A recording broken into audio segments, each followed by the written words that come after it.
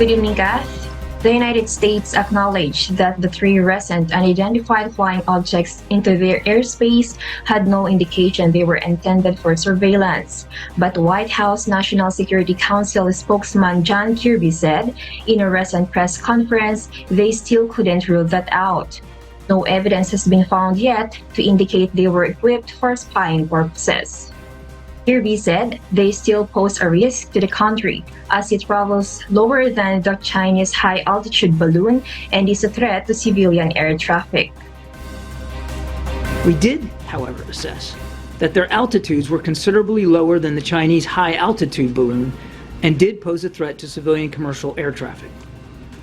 And while we have no specific reason to suspect that they were conducting surveillance of any kind, we couldn't rule that out.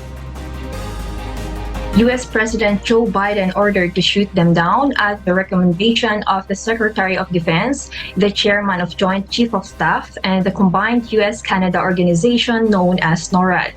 Kirby added that various entities could operate at these low altitudes, such as companies, research, and academic organizations.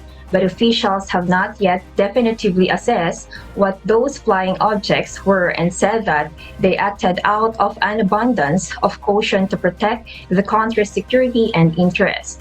Kirby's statement came hours after China alleged that more than 10 U.S. high-altitude balloons have flown in its airspace during the past year, to which the American officials have vigorously denied.